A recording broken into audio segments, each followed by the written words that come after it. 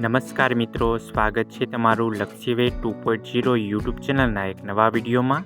તો મિત્રો, આજે આપણે જાણીશું સહકારી બેંકની અંદર ક્લાર્ક, પટાવાળા અને આસિસ્ટન્ટની જગ્યાઓ પર ભરતી બહાર પાડવામાં આવેલી છે। આ ભરતી માત્ર તમે ધોરણ 10 પાસ કર્યું હોય અથવા તો તમે સ્નાતક એટલે કે ગ્રેજ્યુએશન કર્યું હોય તો પણ તમે આમાં અરજી કરી શકો છો। તો આ ભરતીની સંપૂર્ણ માહિતી આપણે આજના વિડીયોમાં જોવાના છીએ। તો મિત્રો, વિડીયોના અંત સુધી જોડાયેલા રહેજો જેથી કરીને તમને સંપૂર્ણ માહિતી મળી રહે। આગળ મિત્રો વાત કરીએ તો આ ભરતી the Jamnagar district cooperative bank limited દ્વારા બહાર પાડવામાં આવેલી છે અને આમાં ક્લાર્કની જગ્યાઓની વાત કરીએ તો 59 જગ્યાઓ છે અને પટ્ટાવાળાની જગ્યાઓની વાત કરીએ તો 41 જગ્યાઓ છે અને આસિસ્ટન્ટની 4 જગ્યાઓ પર આ ભરતી બહાર પાડવામાં આવેલી છે। તો મિત્રો, આપણી યુટ્યુબ ચેનલ પર નવા હોય તો ચેનલને સબસ્ક્રાઈબ કરી દેજો જેથી કરીને તમને આવી જ ઉપયોગી માહિતી મળતી રહે। આગળ મિત્રો, સૌથી વધુ જગ્યાઓની વાત કરીએ તો પોસ્ટ ક્લાર્કમાં 59 જગ્યાઓ છે, જેમાં તમારે લાયકાત કોઈપણ વિદ્યાશાખામાંથી ગ્રેજ્યુએટ પાસ કરેલું હોવું જોઈએ અને મિત્રો આમાં તમે પ્લસ PG DCA અથવા CCC કોર્સ કરેલો હોવો જોઈએ અથવા તો તમે 6 મહિનાની અંદર તેનું સર્ટિફિકેટ જમા કરવાનું રહેશે અને તમારી ઉંમર 18 થી 30 વર્ષની હોય તો તમે આમાં અરજી કરી શકો છો અને આમાં મિત્રો કોઈ પણ અનુભવની જરૂર નથી।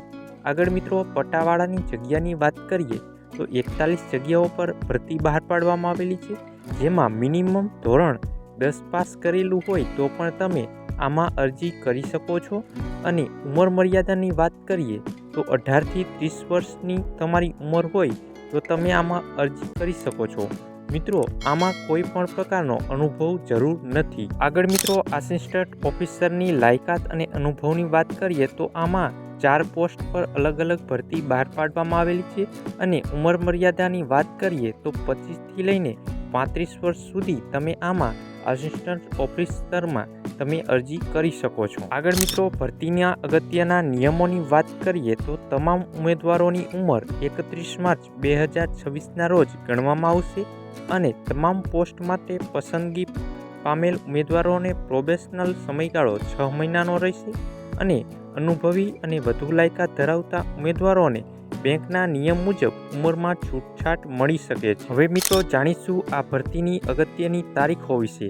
તો આમાં 31 માર્ચ 2026થી અરજી પ્રક્રિયા શરૂ થઈ ગઈ છે અને અરજી કરવાની છેલ્લી તારીખ 11 એપ્રિલ 2026 રાખવામાં આવેલી છે। તો મિત્રો, તમે આમાં વહેલી તકે અરજી કરી દેજો। આગળ મિત્રો, આમાં પસંદગી પ્રક્રિયાની વાત કરીએ તો સૌપ્રથમ તમારું શોર્ટ લિસ્ટિંગ કરવામાં આવશે, પછી તમારી લેખિત પરીક્ષા લેવામાં આવશે અને અંતે તમારું ઇન્ટરવ્યૂ લેવામાં આવશે અને પાસ થનાર ઉમેદવારોને ડાયરેક્ટ નિમણૂક આપવામાં આવશે। હવે મિત્રો, જાણીશું આ ભરતીમાં અરજી કેવી રીતે કરવાની છે।